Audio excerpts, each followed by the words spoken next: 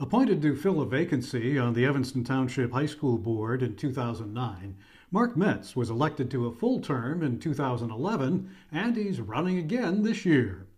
I'm Bill Smith, publisher of Evanston Now, and welcome to our Meet the Candidates series. Mark, you're now the longest serving member of the District 202 Board. Why do you want to come back for more?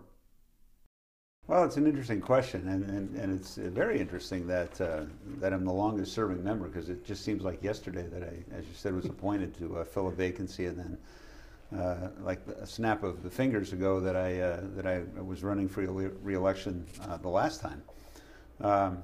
Before I begin, let me thank you for doing this. I think it's a great public service that you do, that give the candidates some voice and let people understand. One of the biggest challenges we face is that we don't have enough people come out and vote. I mean, the voter turnout for this election is always disappointingly low, and the more publicity we give to what's going on in the schools, the better.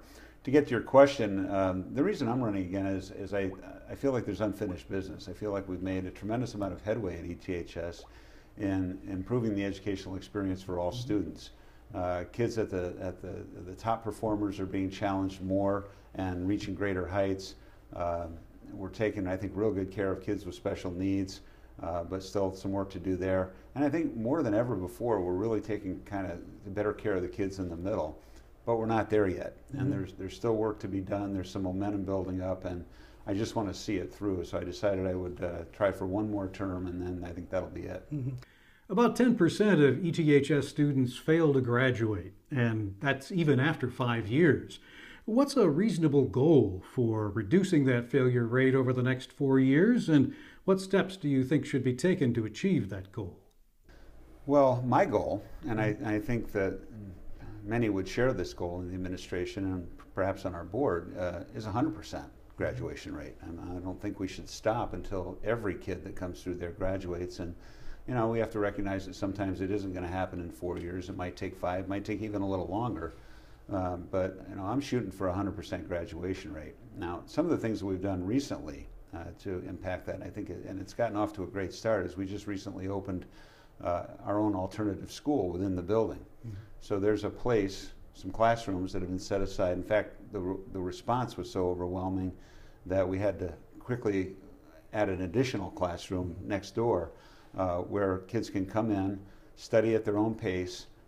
It's online material. There's teachers there to help them. They actually hired someone. We hired someone to help with this effort and get these kids doing what they need to do to get the coursework to earn their credits and earn a high school degree. And instead of just announcing it, we got on the phone and called people. Not we, not the board, but the administration got on the phone and made phone calls to kids that were in that category, and the response has been very promising.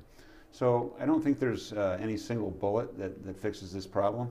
I think it's a variety of things. That's just one example of what we're doing, and we have to see how that goes, and be innovative and do more outreach and impress upon these kids the importance of walking out of there with a high school diploma.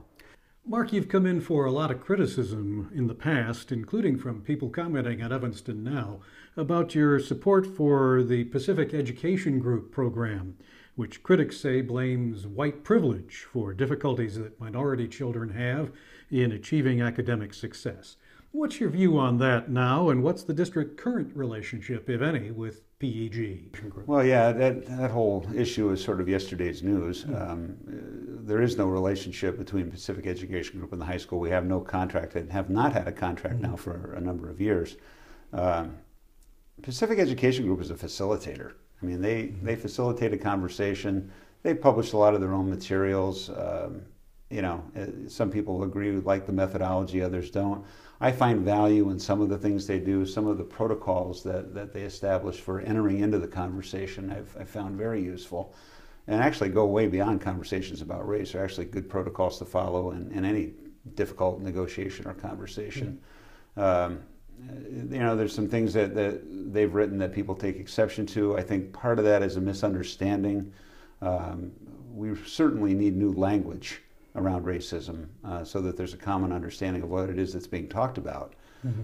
But I've found their work helpful. I'm not, I don't have any special affinity for them as an organization or anything. I think they've been a competent facilitator. And most importantly, that's the group that the administration chose to get started in this important work. Mm-hmm. And it has made it the work, not Pacific Education Group necessarily, but the work that we've done has made a difference and continues to make a difference at the high school, and it's now spread into the community, where YWCA has taken up the mantle and is really working on race relations. The city of Evanston, of course, is deeply involved in that, as are some other groups. So I think it's, whether we like that particular facilitator or not, I think the outcome, what we've done with the work, the conversation here at Evanston has been positive.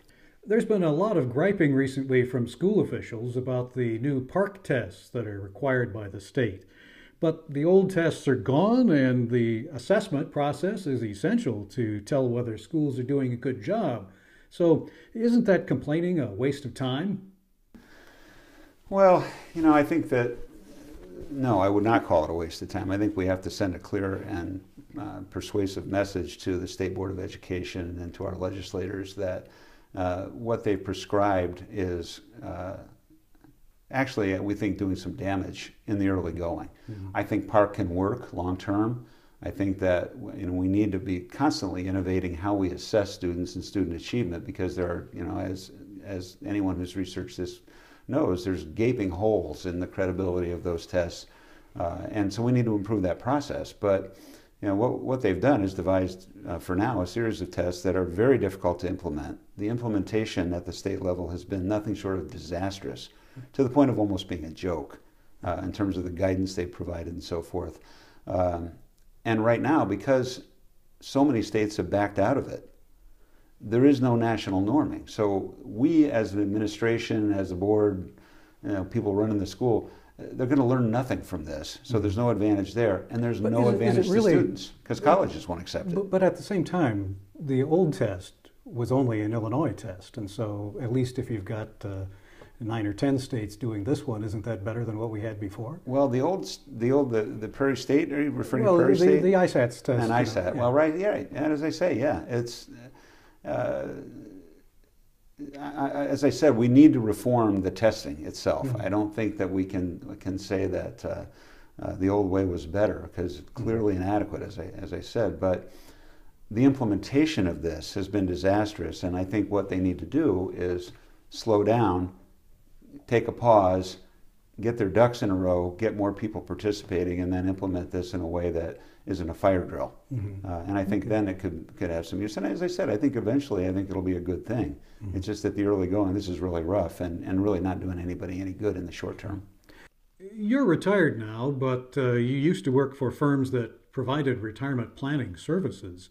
We all know that Illinois' teacher pension program is woefully underfunded, and last year the state legislature failed to pass a bill that would have reformed the allocation of state aid to different school districts. What do you see on the horizon for school financing over the next 4 years? Well, it's hard to be even cautiously optimistic with regard to the state of Illinois. I mean, their budget, as everyone knows, is a mess. They've got structural issues in their budget that will continue to produce deficits.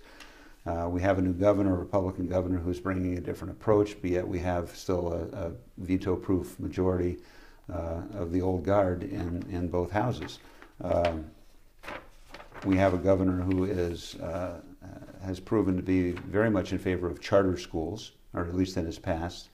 We'll see when his budget address comes out, but so far there's been no indication that there's going to be anything that I would call a good deal for ETHS. So we're kind of planning cautiously for some cuts in state funding, and maybe we're not going to have as much money as we used to. I think probably what has been commonly referred to as the cost shift, where the normal cost of pensions is shifted back to the districts. Mm-hmm. I think eventually that's probably going to happen. Not that I agree with it philosophically or otherwise, but because I think there's a necessity at the state level to unload that burden and pass it somehow back to the taxpayers. Okay. So it's going to be a rough road. Okay, thanks, Mark. Learn more about this spring's school board election and keep up on the rest of Evanston news by subscribing to Evanston Now's email newsletter. I'm Bill Smith. Thanks for watching.